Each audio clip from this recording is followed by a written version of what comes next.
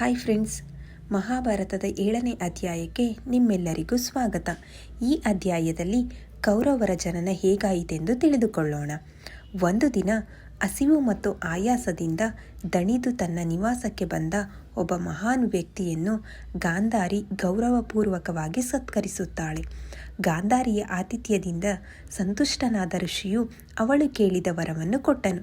ಅಂದರೆ ಅವಳಿಗೆ 1 ಶತಮಾನದ ಪುತ್ರರು ಇರಬೇಕು, ಪ್ರತಿಯೊಬ್ಬರೂ ಶಕ್ತಿ ಮತ್ತು ಸಾಧನೆಗಳಲ್ಲಿ ಅವಳ ಪ್ರಭುವಿಗೆ ಸಮಾನರಾಗಿರಬೇಕು. ಸ್ವಲ್ಪ ಸಮಯದ ನಂತರ ಗಾಂಧಾರಿ ಗರ್ಭಧರಿಸುತ್ತಾಳೆ ಮತ್ತು ಅವಳು 2 ವರ್ಷಗಳ ಕಾಲ ಹೆರಿಗೆಯಾಗದೆ ತನ್ನ ಹೊಟ್ಟೆಯಲ್ಲಿ ಭಾರವನ್ನು ಹೊಂದಿರುತ್ತಾಳೆ.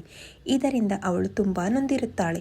ಆಗ ಕುಂತಿಯು ಬೆಳಗಿನ ಸೂರ್ಯನ ತೇಜಸ್ಸಿನಂತಿರುವ ಮಗನನ್ನು ಹೆರುತ್ತಾಳೆ ಎಂದು ಕೇಳುತ್ತಾಳೆ.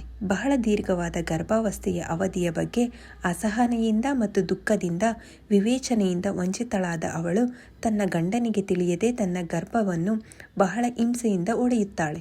ಆಗ ಅವಳ ಗರ್ಭದಿಂದ 2 ವರ್ಷಗಳ ಬೆಳವಣಿಗೆಯ ನಂತರ ಕಬ್ಬಿಣದ ಚೆಂಡಿನಂತೆ ಗಟ್ಟಿಯಾದ ಮಾಂಸವು ಹೊರಬರುತ್ತದೆ.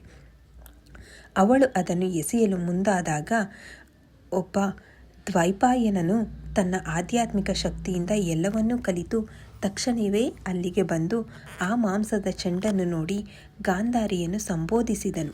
ನೀನು ಏನು ಮಾಡಿದೆ? ಗಾಂಧಾರಿಯು ತನ್ನ ಭಾವನೆಗಳನ್ನು ಮರೆಮಾಚಲು ಪ್ರಯತ್ನಿಸಿದರೆ ಋಷಿಯನ್ನು ಉದ್ದೇಶಿಸಿ ಹೇಳಿದಳು.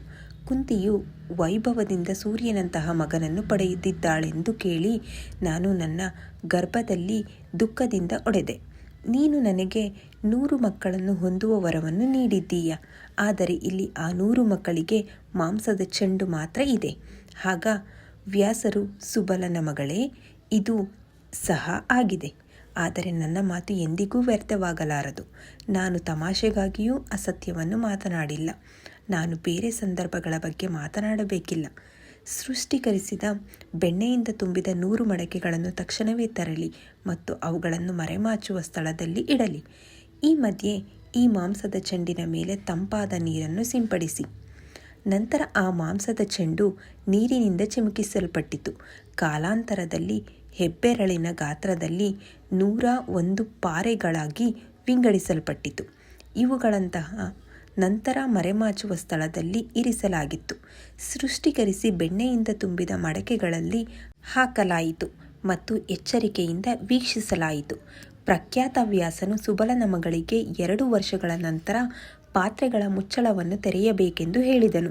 ಇದನ್ನು ಹೇಳಿ ಈ ವ್ಯವಸ್ಥೆಗಳನ್ನು ಮಾಡಿದ ನಂತರ ಬುದ್ಧಿವಂತ ದ್ವೈಪಾಯನು ತಪಸ್ಸಿಗಾಗಿ ಹಿಮವತ್ ಪರ್ವತಗಳಿಗೆ ಹೋದನು.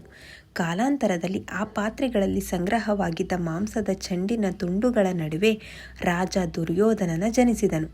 ಜನನದ ಕ್ರಮದ ಪ್ರಕಾರ ರಾಜ ಯುಧಿಷ್ಠಿರನು ಅತ್ಯಂತ ಹಳೆಯವನು, ಅಂದರೆ ಹಿರಿಯನು. ದುರ್ಯೋಧನನ ಜನನದ ಸುದ್ದಿಯನ್ನು ಭೀಷ್ಮ ಮತ್ತು ಬುದ್ಧಿವಂತ ವಿದುರನಿಗೆ ತಲುಪಿಸಲಾಯಿತು. ಅಹಂಕಾರಿ ದುರ್ಯೋಧನನು ಜನಿಸಿದ ದಿನವು ಪರಾಕ್ರಮಿ ಮತ್ತು ಪರಾಕ್ರಮದ ಭೀಮನ ಜನ್ಮದಿನವಾಯಿತು. ದುರ್ಯೋಧನ ಹುಟ್ಟಿದ ಕೂಡಲೇ ಕತ್ತೆಯಂತೆ ಅಳಲು ಶುರು ಮಾಡಿದನು. ಆ ಶಬ್ದವನ್ನು ಕೇಳಿ ಕತ್ತೆಗಳು, ರಣಹದ್ದುಗಳು, ನರಿಗಳು ಮತ್ತು ಕಾಗೆಗಳು ತಮ್ಮ ತಮ್ಮ ಅಳಲನ್ನು ಸ್ಪಂದಿಸಿದವು. ಹಿಂಸಾತ್ಮಕ ಗಾಳಿ ಬೀಸಲಾರಂಭಿಸಿತು ಮತ್ತು ವಿವಿಧ ದಿಕ್ಕುಗಳಲ್ಲಿ ಬೆಂಕಿ ಕಾಣಿಸಿಕೊಂಡಿತು. ಆಗ ರಾಜ ಧೃತರಾಷ್ಟ್ರನು ಭಯಭೀತನಾಗಿ ಭೀಷ್ಮ ಮತ್ತು ವಿದುರ ಮತ್ತು ಇತರ ಹಿತೈಷಿಗಳನ್ನು ಮತ್ತು ಎಲ್ಲ ಕುರುಗಳನ್ನು ಮತ್ತು ಅಲ್ಪಸಂಖ್ಯಾತ ಬ್ರಾಹ್ಮಣರನ್ನು ಕರೆದು ಅವರನ್ನು ಉದ್ದೇಶಿಸಿ, ಆ ರಾಜಕುಮಾರರಲ್ಲಿ ಹಿರಿಯನಾದ ಯುಧಿಷ್ಠಿರನೇ ನಮ್ಮ ವಂಶದ ಶಾಶ್ವತ. ಅವನ ಜನ್ಮದ ಬಲದಿಂದ ಅವನು ರಾಜ್ಯವನ್ನು ಪಡೆದುಕೊಂಡನು. ಇದಕ್ಕೆ ನಾವು ಹೇಳಲು ಏನೂ ಇಲ್ಲ. ಆದರೆ ಅವನ ನಂತರ ಹುಟ್ಟಿದ ನನ್ನ ಮಗ ರಾಜನಾಗುತ್ತಾನೆಯೇ? ಈ ಪರಿಸ್ಥಿತಿಯಲ್ಲಿ ಯಾವುದು ಕಾನೂನುಬದ್ಧ ಮತ್ತು ಸರಿ ಎಂದು ನನಗೆ ನಿಜವಾಗಿ ಹೇಳಿ. ಈ ಮಾತುಗಳನ್ನು ಹೇಳಿದ ತಕ್ಷಣ ನರಿಗಳು ಮತ್ತು ಇತರ ಮಾಂಸಾಹಾರಿ ಪ್ರಾಣಿಗಳು ಅಶುಭವಾಗಿ ಕೂಗಲು ಪ್ರಾರಂಭಿಸಿದವು ಮತ್ತು ಸುತ್ತಲೂ ಆ ಭಯಂಕರ ಶಕುನಗಳನ್ನು ಗುರುತಿಸಿ ನೆರೆದಿದ್ದ ಬ್ರಾಹ್ಮಣರು ಮತ್ತು ಬುದ್ಧಿವಂತ ವಿದುರ ಉತ್ತರಿಸಿದರು. ಓ ರಾಜ, ನಿನ್ನ ಹಿರಿಯ ಮಗನ ಜನನದಲ್ಲಿ ಭಯಾನಕ ಶಕುನಗಳು ಗೋಚರಿಸಲಾಗಿದೆ. ಅವನು ನಿಮ್ಮ ಜನಾಂಗದ ಸಂಹಾರಕಾರನಾಗುತ್ತಾನೆ ಎಂಬುದು ಸ್ಪಷ್ಟವಾಗಿದೆ.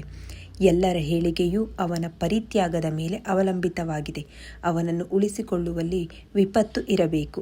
ನೀವು ಅವನನ್ನು ತ್ಯಜಿಸಿದರೆ ನಿಮ್ಮ 9 ಮತ್ತು 90 ಮಕ್ಕಳು ಇನ್ನು ಉಳಿಯುತ್ತಾರೆ. ನೀನು ನಿನ್ನ ಜನಾಂಗದ ಒಳಿತನ್ನು ಬಯಸುವುದಾದರೆ ಅವನನ್ನು ತ್ಯಜಿಸು. ಓ ಭರತ, ನಿಮ್ಮ ಈ ಒಂದು ಮಗುವನ್ನು ತ್ಯಜಿಸಿ ಜಗತ್ತಿಗೆ ಮತ್ತು ನಿಮ್ಮ ಸ್ವಂತ ಜನಾಂಗಕ್ಕೆ ಒಳ್ಳೆಯದನ್ನು ಮಾಡಿ. ಕುಟುಂಬದ ಸಲುವಾಗಿ ಒಬ್ಬ ವ್ಯಕ್ತಿಯನ್ನು ತ್ಯಜಿಸಬೇಕು ಎಂದು ಹೇಳಲಾಗಿದೆ. ಒಂದು ಹಳ್ಳಿಯ ಸಲುವಾಗಿ ಕುಟುಂಬವನ್ನು ತ್ಯಜಿಸಬೇಕು. ಇಡೀ ದೇಶದ ಸಲುವಾಗಿ ಒಂದು ಹಳ್ಳಿಯನ್ನು ತ್ಯಜಿಸಬೇಕು. ಬ್ರಾಹ್ಮಣರು ಹೀಗೆ ಹೇಳುತ್ತಾರೆ. ರಾಜ ಧೃತರಾಷ್ಟ್ರನಿಗೆ ತನ್ನ ಮಗನ ಮೇಲಿನ ಪ್ರೀತಿಯಿಂದ ಆ ಸಲಹೆಯನ್ನು ಅನುಸರಿಸಲು ಮನಸ್ಸು ಇರಲಿಲ್ಲ. ನಂತರ 1 ತಿಂಗಳೊಳಗೆ ಧೃತರಾಷ್ಟ್ರನಿಗೆ ಪೂರ್ಣ 100 ಗಂಡು ಮಕ್ಕಳು ಮತ್ತು ಈ 100ಕ್ಕಿಂತ ಹೆಚ್ಚಿನ ಮಗಳು ಜನಿಸಿದರು. ಗಾಂಧಾರಿಯು ಗರ್ಭಾವಸ್ಥೆಯಲ್ಲಿದ್ದ ಸಮಯದಲ್ಲಿ ವೈಶ್ಯ ವರ್ಗದ ಸೇವಕಿಯೊಬ್ಬಳು ಧೃತರಾಷ್ಟ್ರನನ್ನು ಭೇಟಿಯಾಗಿರುತ್ತಾಳೆ. ಆ ವರ್ಷದಲ್ಲಿ ಧೃತರಾಷ್ಟ್ರನಿಂದ ಅವಳಿಗೆ ಜನಿಸಿದ ಒಬ್ಬ ಮಗ ಮಹಾನ್ ಬುದ್ಧಿಮತ್ತೆಯನ್ನು ಹೊಂದಿದ್ದನು. ನಂತರ ಅವನಿಗೆ ಯುಯುತ್ಸು ಎಂದು ಹೆಸರಿಸಲಾಯಿತು. ಅವನು ವೈಶ್ಯ ಸ್ತ್ರೀಯ ಮೇಲೆ ಕ್ಷತ್ರಿಯನಿಂದ ಜನಿಸಿದ ಕಾರಣ ಅವನಿಗೆ ವಿಕರ್ಣ ಎಂದು ಕರೆಯಲಾಯಿತು. ಹೀಗೆ ಬುದ್ಧಿವಂತ ಧೃತರಾಷ್ಟ್ರನಿಗೆ 100 ಜನ ಪರಾಕ್ರಮಶಾಲಿಗಳು ಆದ 100 ಜನ ಪುತ್ರರು, 100ಕ್ಕೂ ಮಿಕ್ಕಿದ ಹೆಣ್ಣು ಮಕ್ಕಳು, ವೈಶ್ಯ ಸ್ತ್ರೀಯೊಬ್ಬಳ ಮೇಲೆ ಮಹಾಶಕ್ತಿ ಮತ್ತು ಪರಾಕ್ರಮವುಳ್ಳ ಮತ್ತೊಬ್ಬ ಮಗ ಯುಯುತ್ಸು ಜನಿಸುತ್ತಾರೆ. ಹೀಗೆ ಗಾಂಧಾರಿಗೆ 100 ಜನ ಗಂಡು ಮಕ್ಕಳು ಜನಿಸುತ್ತಾರೆ. ಹೀಗೆ ಕೌರವರ ಜನನವಾಗುತ್ತದೆ. ಇಂದಿಗೆ ಈ ಅಧ್ಯಾಯವು ಮುಗಿಯುತ್ತದೆ. ಧನ್ಯವಾದಗಳು.